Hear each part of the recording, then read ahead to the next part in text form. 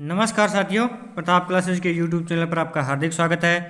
तो अपना विषय चल रहा था सामान्य विज्ञान, और सामान्य विज्ञान के अंतर्गत अपने वो प्रश्न पढ़ रहे थे जो प्रीवियस एग्जाम के अंदर आए हुए हैं। तो लगातार आपको क्लास मिल रही है, तो इसका ज़रूर लाभ उठाएं।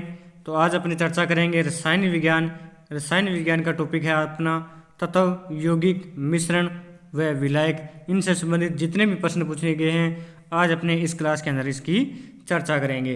तो जो भी विद्यार्थी इस चैनल पर नए हैं वो इस चैनल को सब्सक्राइब कर लें और पास लगे बेल आइकन के घंटे को जरूर दबा लें, ताकि जैसे ही हमारा कोई नया वीडियो अपलोड हो वो आप तक पहुंच जाए। और इन प्रश्नों की जो टेस्ट सीरीज है वो हमारे प्रताप क्लासेस ऐप पर लगातार चल रही है, और इसका शेड्यूल भी आपको पहले दिया हुआ है। तो शुरू करते हैं आज की क्लास। देखिए पहला प्रश्न, जल का सर्वाधिक घनत्व होता है। जल का सर्वाधिक घनत्व होता है -4 डिग्री सेंटीग्रेड पर, 4 डिग्री सेंटीग्रेड पर, 0 डिग्री सेंटीग्रेड पर या -10 डिग्री सेंटीग्रेड पर। तो जो जल है तो जल का सर्वाधिक घनत्व होता है 4 डिग्री सेंटीग्रेड पर। आगे देखिए 2 नंबर प्रश्न, वायु है एक यौगिक, मिश्रण, तत्व या अधातु। तो वायु एक क्या है? मिश्रण होती है। आगे देखिए 3 नंबर प्रश्न, निम्न में से कौन सा पदार्थ विद्युत का कुचालक और ऊष्मा का सुचालक होता है? इनमें से आपको बताना है वह कौन सा पदार्थ है जो विद्युत का तो कुचालक होता है और ऊष्मा का सुचालक होता है। अभ्रक, एस्बेस्टस, सेल्यूलाइड या उपयुक्त में से एक से अधिक है। तो इनमें से जो आपका ए नंबर ऑप्शन है अभ्रक। तो अभ्रक वह पदार्थ है जो विद्युत का कुचालक होता है और ऊष्मा का सुचालक होता है। तो अभ्रक के बारे में थोड़ी सी चर्चा और कर लेते हैं। देखिए अभ्रक ऊष्मा का सुचालक है, लेकिन विद्युत का क्या होता है? कुचालक होता है, यानी इसके अंदर से विद्युत नहीं गुजर सकती। अभ्रक में फोटोन के कारण अच्छी ऊष्मीय चालकता होती है। तो अभ्रक के अंदर ऊष्मीय चालकता किस कारण होती है? तो वो होती है फोटोन के कारण। लेकिन विद्युत के सुचालक होने के लिए प्राप्त मुक्त इलेक्ट्रॉन नहीं होते हैं। तो विद्युत का कुचालक क्यों होता है? क्योंकि इसके अंदर मुक्त इलेक्ट्रॉन नहीं होते हैं। मुक्त इलेक्ट्रॉन किसी पदार्थ के अंदर होते हैं, पर्याप्त मात्रा में होंगे तभी वो पदार्थ क्या होगा? सुचालक होगा। तो अभ्रक में स्तरीय संरचनाएं पाई जाती है, यानी अलग अलग स्तर की संरचनाएं पाई जाती है, जिनकी मूल इकाइयों में सिलिका यानी SiO4 टेट्राहेड्रॉन की 2 बहुलक स्तर होती है इसके अंदर। तो अभ्रक के बारे में इतनी बातें आपको याद रखनी है। आगे देखिए 4 नंबर प्रश्न, ऊष्मागति के रूप में कार्बन का सबसे स्थायी रूप कौन सा है? ऊष्मागति के रूप में कार्बन का सबसे स्थायी रूप कौन सा है? कोयला, फुलरीन, ग्रेफाइट या हीरा। तो इनमें से जो आपका सी नंबर ऑप्शन है ग्रेफाइट। तो कार्बन का ग्रेफाइट जो रूप है वो सबसे स्थायी रूप होता है। तो देखिए ग्रेफाइट के बारे में थोड़ी और चर्चा कर लेते हैं। क्या चीज़ होता है ग्रेफाइट? तो ग्रेफाइट में एक बहुस्तरीय संरचना होती है जो एक षष्ठकोणीय, किस प्रकार की? षष्ठकोणीय क्रिस्टल संरचना में व्यवस्थित 6 कार्बन परमाणुओं की खड़ी परत के रूप में ये होती है। यह कम विशिष्ट गुरुत्व, इसका विशिष्ट क्या होता है? गुरुत्व क्या होता है? बहुत कम होता है, और उच्च विद्युत व तापीय चालकता के साथ बहुत मृदु होती है, यानी बहुत मुलायम ये होती है। इसके उपयोग की चर्चा करें तो इसका उपयोग कुछ नाभिकीय रिएक्टरों में न्यूट्रॉन बंधक के रूप में भी इसका उपयोग होता है। पेंसिल लीड बनाने में पेंसिल की जो लीड बनती है वो ग्रेफाइट की बनती है। और बैटरी में इलेक्ट्रोड के रूप में, बाहरी वाहनों के लिए ब्रेक लाइनिंग के रूप में, और डीसी मोटर के ब्रश के रूप में भी ग्रेफाइट का उपयोग किया जाता है। तो ग्रेफाइट के बारे में इतनी बातें आपको और याद रखनी है। आगे देखिए 5 नंबर प्रश्न, गैसीय तत्व के उदाहरण है। इनमें से आपको बताना है कौन सा तत्व गैसीय है? नाइट्रोजन, हाइड्रोजन, क्लोरीन या उपयुक्त सभी। तो इनमें से जो आपका डी नंबर ऑप्शन है उपयुक्त सभी। तो सभी ये गैसीय तत्व है। नाइट्रोजन, हाइड्रोजन और क्लोरीन ये तीनों क्या है? गैस के तत्व होते हैं। आगे देखिए 6 नंबर प्रश्न, निम्नलिखित में से कौन सा यौगिक है? स्टील, पित्तल, रेत या हीरा। तो इनमें से जो आपका सी नंबर ऑप्शन है रेत। तो रेत इनमें से एक यौगिक है। आगे देखिए 7 नंबर प्रश्न, कौन सा यौगिक एल्काइन के बहुलीकरण से प्राप्त नहीं होता है? इनमें से आपको बताना है कौन सा यौगिक एल्काइन के बहुलीकरण से प्राप्त नहीं होता है। बेंजीन, मेसिटिल ऑक्साइड या बाइनियल एसिटिलीन या मेसिटिलीन। तो इनमें से जो आपका बी नंबर ऑप्शन है मेसिटिल ऑक्साइड, तो मेसिटिल ऑक्साइड वो यौगिक है जो एल्काइन के बहुलकीकरण से प्राप्त नहीं होता है। 8 नंबर प्रश्न देखिए, भूपटल पर पाया जाने वाला सबसे प्रचुर तत्व है, यानी भूपटल पर, पृथ्वी के भूपटल पर पाया जाने वाला सबसे प्रचुर तत्व कौन सा है? कार्बन, कैल्शियम, नाइट्रोजन या ऑक्सीजन? तो इनमें से जो आपका डी नंबर ऑप्शन है ऑक्सीजन, तो भूपटल पर सर्वाधिक मात्रा में पाया जाने वाला तत्व है ऑक्सीजन। आगे देखिए ऑक्सीजन के बारे में थोड़ी चर्चा कर लेते हैं। ऑक्सीजन, इसे प्राणवायु या जारक भी कहा जाता है। यह एक रंगहीन, स्वादहीन और गंधहीन गैस होती है। इसकी खोज, प्राप्ति अथवा प्रारंभिक अध्ययन में जे प्रिस्टले और C.W. सेले ने महत्वपूर्ण कार्य किया था। यह एक रासायनिक तत्व है। ऑक्सीजन के उपयोग की बात करें तो सामान्य शोषण तथा दहन प्रक्रिया में, यह ऑक्सी एसिटिलीन वेल्डिंग में और धातुओं के उत्पादन में तथा विशेषकर स्टील बनाने में इसका उपयोग होता है। तो ऑक्सीजन के बारे में आपको इतनी बातें और याद रखनी है। आगे देखिए 9 नंबर प्रश्न, निम्नलिखित में से किस में हाइड्रोजन मुक्त अवस्था में पाया जाता है? इनमें से आपको बताना है किस में हाइड्रोजन मुक्त अवस्था में पाया जाता है। प्राकृतिक गैस, पेट्रोलियम, पानी या सूर्य? तो इनमें से जो आपका डी नंबर ऑप्शन है सूर्य, तो सूर्य के अंदर हाइड्रोजन मुक्त अवस्था में पाया जाता है।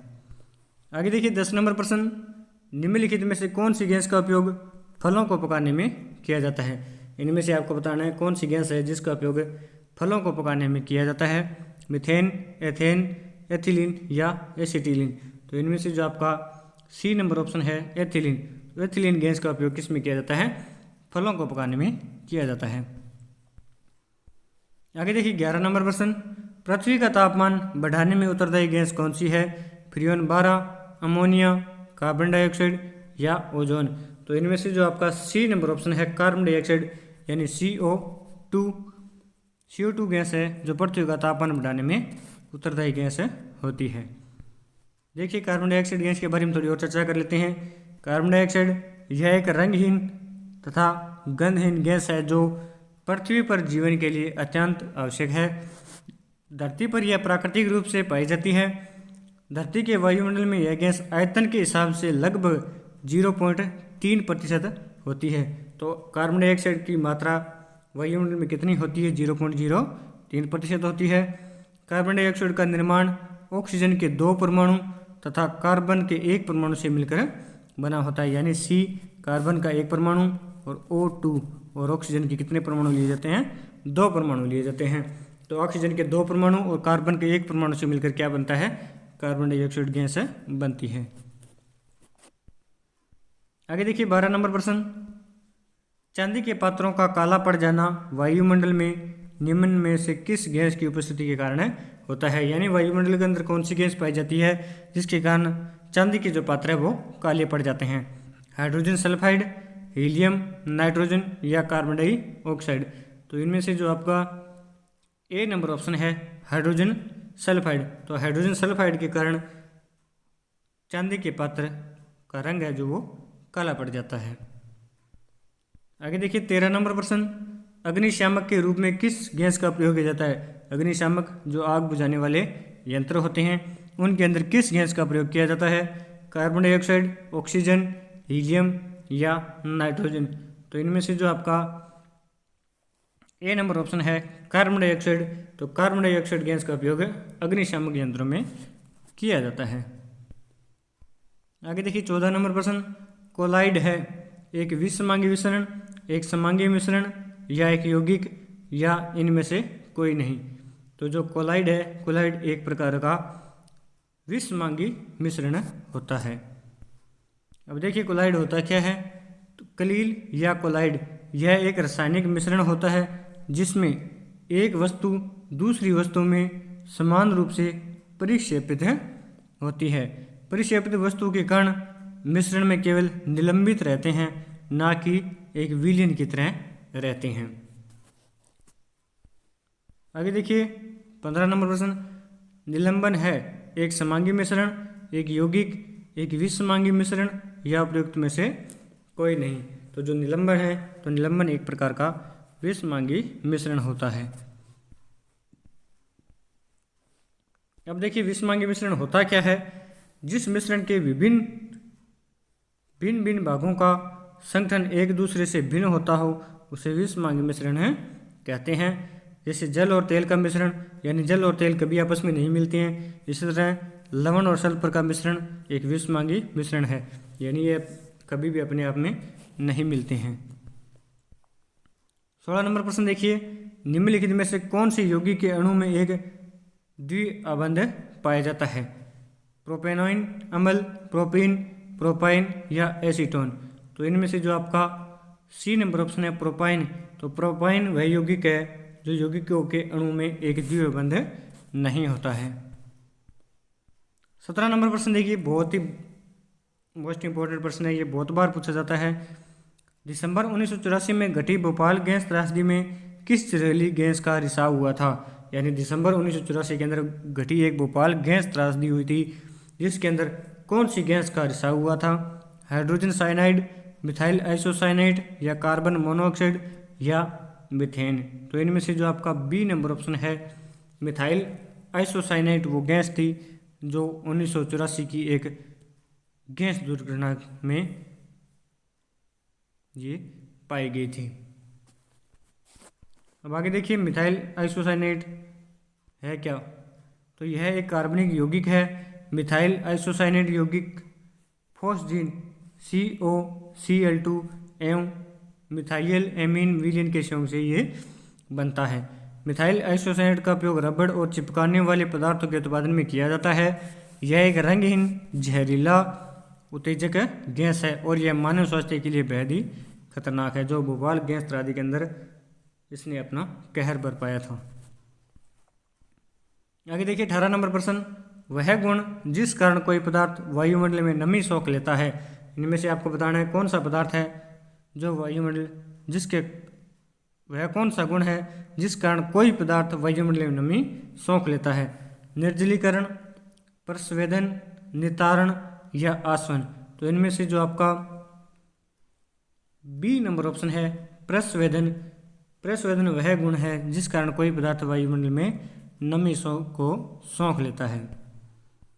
आगे देखिए 19 नंबर प्रश्न, रेफ्रिजरेटर में कौन सा गैस द्रव का प्रयोग किया जाता है। अमोनिया, कार्बन डाइऑक्साइड, क्लोरीन या हाइड्रोजन। तो इनमें से जो आपका ए नंबर ऑप्शन है अमोनिया। तो रेफ्रिजरेटर में अमोनिया गैस द्रव का प्रयोग किया जाता है। आगे देखिए 20 नंबर प्रश्न, निम्न में से सही कथन है। इनमें से आपको बताना है कौन सा कथन सही है। पत्थर पारदर्शी है और कांच अपारदर्शी है। ये कथन सही नहीं है, क्योंकि पत्थर पारदर्शी नहीं होता है और कांच पारदर्शी होता है, अपारदर्शी नहीं होता है। इसी तरह बी नंबर ऑप्शन, स्टोन चौक पानी में घुलनशील है। जो स्टोन चौक है वो पानी में घुलनशील है, नहीं होता। स्टोन चौक पानी में नहीं घुलता है। चीनी पानी में घुलनशील है, जी हाँ ये सही है इसका। तो सी नंबर इसका कथन सही रहेगा। डी नंबर कथन देखिए, तेल पानी में मिल जाता है, जी नहीं तेल पानी में नहीं मिलता है। तो इसका जो सही कथन है वो क्या होगा, सी नंबर ऑप्शन, चीनी का पानी में घुलनशील होना। आगे देखिए किस नंबर प्रश्न, किस पद्धति के द्वारा विलयन से विलय प्राप्त किया जाता है। यानी वो कौन सी पद्धति है जिसके द्वारा एक विलयन से विलय प्राप्त किया जा सकता है। तो अवसादन, निस्तारण, आसवन या वाष्पन। तो इनमें से जो आपका ऑप्शन नंबर है डी वाष्पन। तो वाष्पन वह पद्धति है जिसके द्वारा एक विलयन से विलय प्राप्त किया जा सकता है। आगे देखिए 22 नंबर प्रश्न, उर्ध्वपातन का गुण पाया जाता है सोडियम क्लोराइड में, कैल्शियम क्लोराइड में, अमोनियम क्लोराइड में या मैग्नीशियम क्लोराइड में। तो जो उर्ध्वपातन है वो गुण पाया जाता है अमोनियम क्लोराइड के अंदर ये पाया जाता है। आगे देखिए उर्ध्वपातन होता क्या है। उर्ध्वपातन एक ऐसी प्रक्रिया है जिसमें कोई ठोस द्रव में बदले बिना सीधे वाष्प में बदल जाता है। यानी कोई भी ठोस पदार्थ है जो बिना द्रव में बदले, बिना द्रव का रूप लिए सीधे ही वाष्प या गैस रूप में बदल जाता है, उसे क्या कहा जाता है, उर्ध्वपातन कहा जाता है। इस घटना को कपूर या नेप्थलीन में देखा जा सकता है। इस प्रक्रिया में बर्फ या बर्फ के बिना पानी बने सीधे जलवाष्प के रूप में इसका ये बदल जाती है। आगे देखिए 23 नंबर प्रश्न, एक मिश्र धातु किसका उदाहरण है? एक जो मिश्र धातु है वो किस का उदाहरण है? कोलाइडन विलयन का, पाइस का, या ठोस विलयन का, या विविध मिश्रण का? तो इनमें से जो आपका बी नंबर ऑप्शन है पाइस, तो जो मिश्र धातु है वो पाइस का एक है उदाहरण है। आगे 24 नंबर प्रश्न देखिए, शक्कर के घोल में शक्कर है विलायक, घुला हुआ पदार्थ, कोलाइड, या सस्पेंशन? तो जो शक्कर के घोल में एक शक्कर क्या होता है? एक घुला हुआ पदार्थ है होता है।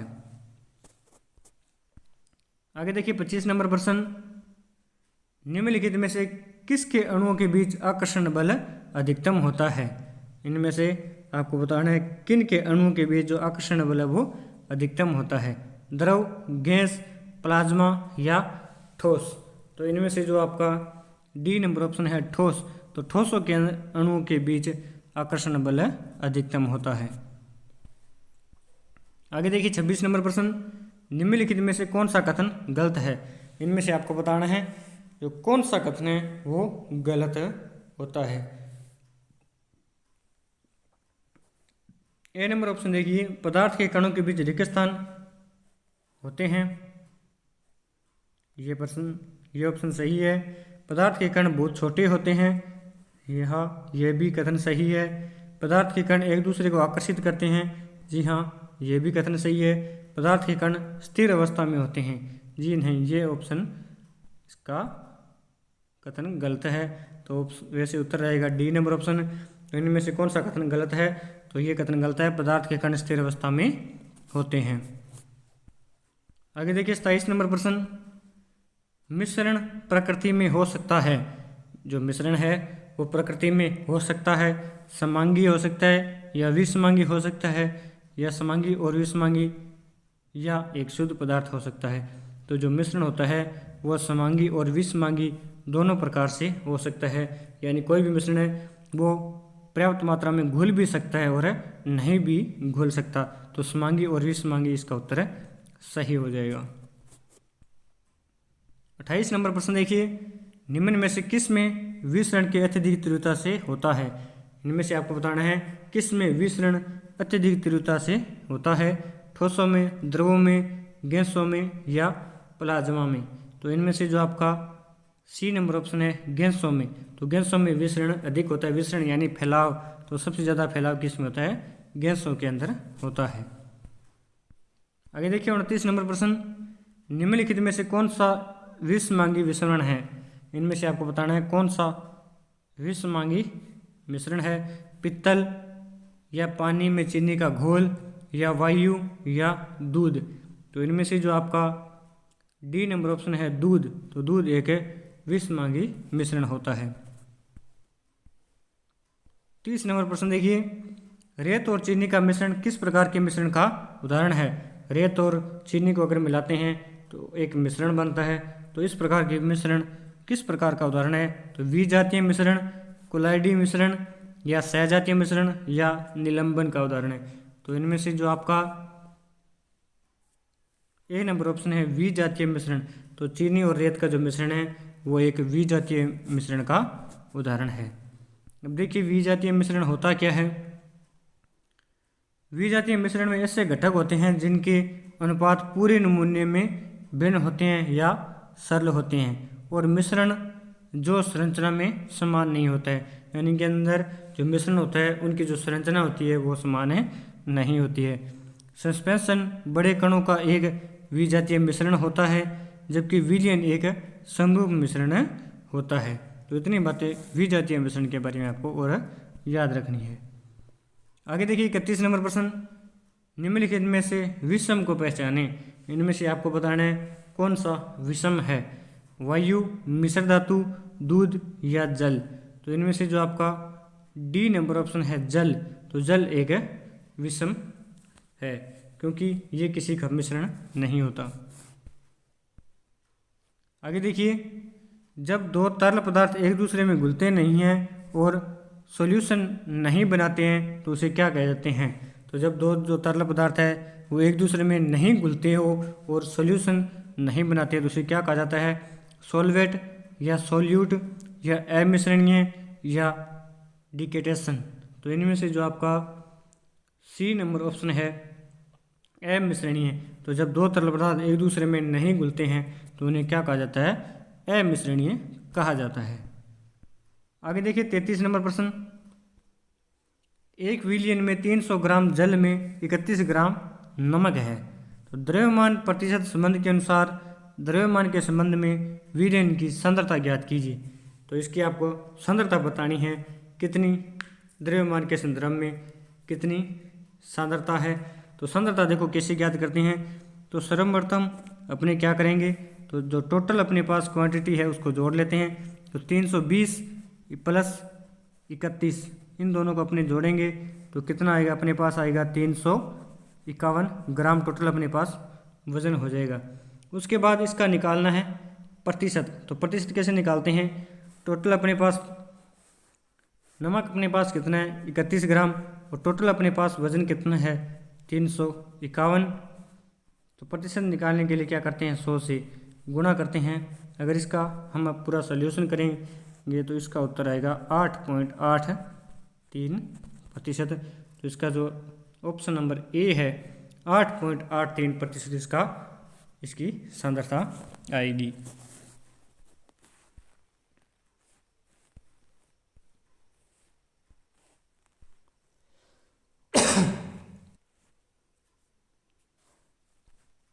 आगे देखिए 34 नंबर प्रश्न, दो या दो से अधिक पदार्थों के एक सहजातीय मिश्रण को कहा जाता है, कोलाइड, विखंडन, निलंबन या विलयन। तो दो या दो से अधिक पदार्थों के एक सहजातीय मिश्रण को विलयन कहा जाता है। आगे देखिए 35 नंबर प्रश्न, सोडा वाटर है, यानी सोडा वाटर क्या चीज़ होती है, गैस द्रव का विलयन होता है या ठोस द्रव का विलयन होता है या द्रव का द्रव में विलयन होता है या इनमें से कोई नहीं होता है। तो इनमें से जो आपका ए नंबर ऑप्शन है गैस द्रव का विलयन। तो सोडा वाटर में गैस द्रव का विलयन होता है। 36 नंबर प्रश्न देखिए, सूर्य में कौन सा तत्व सर्वाधिक मात्रा में पाया जाता है, हीलियम, हाइड्रोजन, लोहा या सिलिकॉन। तो इनमें से जो आपका बी नंबर ऑप्शन है हाइड्रोजन। तो सूर्य में हाइड्रोजन की मात्रा सर्वाधिक होती है। आगे देखिए 37 नंबर प्रश्न, निम्नलिखित में से कौन सा एक तत्व नहीं है। इनमें से आपको बताना है कौन सा तत्व नहीं है, ऑक्सीजन, क्लोरीन, सिलिकॉन और संगमरमर। तो इनमें से जो आपका डी नंबर ऑप्शन है संगमरमर। तो संगमरमर एक तत्व नहीं है। आगे देखिए 38 नंबर प्रश्न, किस तत्व का परमाणु सबसे छोटा होता है। आपको बताना है कौन सा तत्व है जिसका जो परमाणु है वो सबसे छोटा होता है, हाइड्रोजन, हीलियम, ऑक्सीजन या बोरोन। तो इनमें से जो आपका बी नंबर ऑप्शन है हीलियम। तो हीलियम का जो परमाणु है वो सबसे छोटा होता है। आगे देखिए 39 नंबर प्रश्न, निम्नलिखित में से किसे जुड़वा खनिज कहा जाता है। यह प्रश्न तो बहुत ही बार पूछा जाता है। निम्न में से किसे जुड़वा खनिज कहा जाता है, तांबा और टिन या लोहा व कोयला को या सीसा व जस्ता को या सोना व चांदी को। तो इनमें से आपका सी नंबर ऑप्शन है सीसा और जस्ता, ये जुड़वा खनिज कहलाते हैं।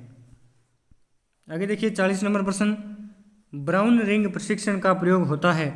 ब्राउन रिंग प्रशिक्षण का प्रयोग होता है नाइट्रेट्स के विश्लेषण में या घोल में किसी तत्व की पहचान के लिए या ऑर्गेनिक यौगिकों में नाइट्रोजन को मापने के लिए या इनमें से कोई नहीं। तो इनमें से जो आपका ए नंबर ऑप्शन है नाइट्रेट्स के विश्लेषण में। तो ब्राउन रिंग प्रशिक्षण का प्रयोग किस में होता है, नाइट्रेट के विश्लेषण के लिए किया जाता है। अब देखिए ब्राउन रिंग क्या चीज़ है, इसकी थोड़ी सी और चर्चा कर लेते हैं। तो ब्राउन रिंग प्रशिक्षण एक रासायनिक प्रशिक्षण है जो किसी दिए गए नमूने में नाइट्रेट आयनों की उपस्थिति का पता लगाने के लिए इसका उपयोग किया जाता है। इसे नाइट्रेट प्रशिक्षण के रूप में भी जाना जाता है। इसके प्रयोग की बात करें तो इसका जो प्रयोग है वो नाइट्रेट के विश्लेषण में, घोल में किसी तत्व की पहचान के लिए भी इसका उपयोग किया जाता है, और ऑर्गेनिक यौगिकों में नाइट्रोजन को मापने के लिए भी ब्राउन रिंग प्रशिक्षण का प्रयोग है किया जाता है। आगे देखिए 41 नंबर प्रश्न, निम्नलिखित में से कौन सा तत्व तनु अम्ल में से हाइड्रोजन को विस्थापित करता है? इनमें से आपको बताना है कौन सा तत्व तनु अम्ल में से हाइड्रोजन को विस्थापित करता है। एल्यूमिनियम, जिंक, सोना या लोहा। तो इनमें से जो आपका बी नंबर ऑप्शन है जिंक यानी जस्ता। जिंक यानी जस्ता। जस्ता वो तत्व है जो तनु अम्ल में से हाइड्रोजन को विस्थापित करता है। आगे देखिए 42 नंबर प्रश्न, प्लास्टिक बोतल या बाल्टी बनी होती है, यानी जो प्लास्टिक बोतलें होती है या बाल्टियां बनी होती है प्लास्टिक की, वो बनी होती है पॉली एथिलीन टेरेफेटलेट की या पॉलीविनाइल क्लोराइड की या उपयुक्त दोनों की या फेनोलिक अम्ल की। तो इनमें से जो आपका सी नंबर ऑप्शन है उपयुक्त दोनों, यानी प्लास्टिक की बोतलें पॉलीएथिलीन टेरेफेटलेट और पीवीसी यानी पॉलीविनाइल क्लोराइड की बनी होती है। आगे देखिए 43 नंबर प्रश्न, 25 डिग्री सेंटीग्रेड पर उदासीन विलयन का पीएच मान कितना होता है? तो उदासीन कोई भी पदार्थ है वो उदासीन है तो उसका पीएच मान हमेशा क्या होगा? 7 होता है। आगे देखिए 44 नंबर प्रश्न, सबसे अधिक संख्या में यौगिक निम्न तत्व के हैं। सबसे अधिक संख्या में यौगिक किस तत्व के हैं? नाइट्रोजन, हाइड्रोजन, कार्बन या सल्फर। तो इनमें से जो आपका सी नंबर ऑप्शन है कार्बन। तो कार्बन के वह यौगिक है जिसके सबसे अधिक संख्या में यौगिक होते हैं। आगे देखिए 45 नंबर प्रश्न, निम्नलिखित में से कौन सा एक सबसे भारी तत्व निकेल का समूह है? इनमें से आपको बताना है सबसे भारी तत्व निकेल का समूह कौन सा है? प्लेटिनम, रेडियम, पैलेडियम या लोहा। तो इनमें से जो आपका ए नंबर ऑप्शन है प्लेटिनम। तो प्लेटिनम सबसे भारी तत्व होता है। अब देखिए प्लेटिनम होता क्या है? चांदी के रंग की एक प्रसिद्ध यह बहुमूल्य धातु है जो 18वीं शताब्दी के मध्य में दक्षिणी अमेरिका से यूरोप गई थी। यानी ये एक इसका जो रंग क्या होता है? चांदी के रंग जैसी होती है। अब इसके बारे में विशेष चर्चा कर लेते हैं। यह धातु शुद्ध रूप में नहीं पाई जाती और इसमें कई धातुओं का कुछ न कुछ मेल रहता है। यह प्राय सब धातुओं से अधिक भारी होती है तथा इसके पत्थर पीटे या तार खींचे जा सकते हैं। तो प्लेटिनम के बारे में इतनी बातें आपको और याद रखनी है। आगे देखिए 46 नंबर प्रश्न, पॉलीविनाइल क्लोराइड यानी पीवीसी। तो पीवीसी की फुल फॉर्म क्या होगी? पॉलीविनाइल क्लोराइड का उपयोग होता है सीट कवर बनाने में, चादरें बनाने में या बरसानी बनाने में या उपयुक्त सभी में। तो इनमें से जो आपका डी नंबर ऑप्शन है उपयुक्त सभी में। तो पीवीसी सीट कवर बनाया भी जाता है, इससे चादरें भी बनाई जाती है और बरसानी से इससे भी बनाई जाती है। तो इसका ऑप्शन नंबर हो जाएगा डी नंबर। अब देखिए पीवीसी होती क्या है? तो पीवीसी पॉलीविनाइल क्लोराइड। पीवीसी को एक अलग क्लोरोएथीन, क्लोरो नहीं यहाँ पे क्लोरो है, क्लोरोएथीन के बहुलीकरण के द्वारा निर्मित किया जाता है। शुद्ध पीवीसी मूलतः सफ़ेद, कठोर और भंगुर ठोस होता है जिससे सुगठियागारी मिलाकर उसे नरम व लचीला बनाया जाता है। सुगठियागारी के रूप में थैलेट्स का प्रयोग सर्वाधिक किया जाता है। यानी पीवीसी मूल रूप में तो कठोर होता है लेकिन उसे सुगठियागारी कुछ मिलाकर, यानी सुगठियागारी वो क्या होता है? वो होता है थैलेट्स। थैलेट्स को मिलाकर इसको क्या किया जाता है? नरम और लचीला बनाया जाता है। नरम पीवीसी का उपयोग वस्त्र व गद्दे बनाने में भी किया जा सकता है। आगे देखिए 47 नंबर प्रश्न, हड्डियों और दांतों का मुख्य संगठन क्या है? हड्डियां और दांतों का मुख्य संगठन क्या है? कैल्शियम बाइकार्बोनेट, कैल्शियम मैग्नीशियम या कैल्शियम नाइट्रेट या कैल्शियम फास्फेट। तो इनमें से जो आपका डी नंबर ऑप्शन है कैल्शियम फास्फेट। जो कैल्शियम फास्फेट है वो हड्डियों और दांतों का मुख्य संगठक होता है। आगे देखिए 48 नंबर प्रश्न, माचिस उद्योग में प्रयोग किए जाने वाला रसायन है। ये भी प्रश्न बहुत बारी पूछा जाता है। तो पोटेशियम क्लोराइड या पोटेशियम हाइपोक्लोराइड या पोटेशियम फास्फेट या पोटेशियम सल्फाइड। तो इनमें से जो आपका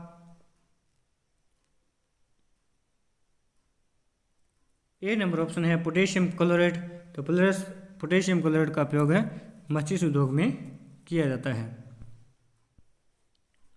आगे देखिए 49 नंबर प्रश्न, एक व्यक्ति केक पकाता है। केक नहीं है, यहाँ पे केक है। एक व्यक्ति केक पकाता है। केक छोटे आकार का व सख्त बनता है। यानी केक जो बनता है वो छोटे आकार का भी बनता है और सख्त बनता है। यह कौन सा संगठक डालना भूल गया जिसके कारण केक फूलता व हल्का बनता है। तो वो कौन सा संगठक है या कोई चीज़ है जो भूल गया डालना। तो खाना बनाने का तेल या बेकिंग पाउडर या ब्लीचिंग पाउडर या चीनी। तो इनमें से जो आपका बी नंबर ऑप्शन है बेकिंग पाउडर यानी खाने का सोडा जिसे बोला जाता है वो इसके अंदर भूल गया, जिसके कारण जो केक है वो फूलता है और हल्का बनता है। 50 नंबर प्रश्न देखिए, दिया सिलाई के विनिर्माण में प्रयुक्त मूल तत्व कौन सा है। दिया सिलाई के निर्माण में किसका प्रयोग किया जाता है। फास्फोरस, मैग्नीशियम, सिलिकॉन या सल्फर। तो इनमें से जो आपका ए नंबर ऑप्शन है फास्फोरस।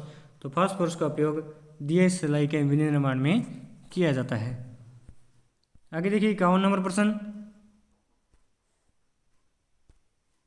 पानी का टैंक साफ करने के लिए सफाई कर्मचारी एक सफ़ेद पदार्थ का प्रयोग करता है। पदार्थ में क्लोरीन की तेज गंध होती है। तो वह पदार्थ कौन सा है। ब्लीचिंग पाउडर, भुजा हुआ चूना, बेकिंग पाउडर या साधारण नमक। तो इनमें से जो आपका ए नंबर ऑप्शन है वो होता है ब्लीचिंग पाउडर होता है। आगे देखिए 52 नंबर प्रश्न, सिलिका जेल क्या है। आर्द्रता प्रदायक, सुवासकारी तत्व, सुखाने वाला पदार्थ या स्वादिष्ट भोजन। तो एक जो सिलिका जेल है वो एक सुखाने वाला पदार्थ होता है। जो ट्रांसफार्मर लगे होते हैं बिजली वाले उनके ब्रीदर के अंदर सिलिका जेल को डाला जाता है ताकि वहाँ की जो नमी सोख लेती है।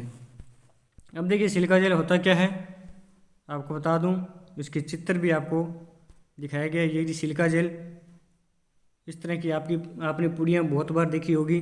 तो सिलिका जेल का एक विशेष रूप है जो कणिका में कचाम और सरंध्र होता है।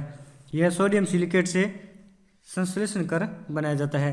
तो सिलिका जेल को कैसे बनाया जाता है, सोडियम सिलिकेट से संश्लेषण करके बनाया जाता है।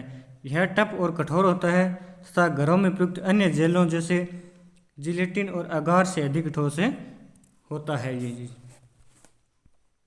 आगे देखिए 53 नंबर प्रश्न, दो या दो से अधिक तत्वों के एक निश्चित अनुपात में संयोग करने से बना पदार्थ क्या कहलाता है। शुद्ध तत्व, यौगिक या शुद्ध मिश्रण या शुद्ध तरल। तो इनमें से जो आपका बी नंबर ऑप्शन है यौगिक।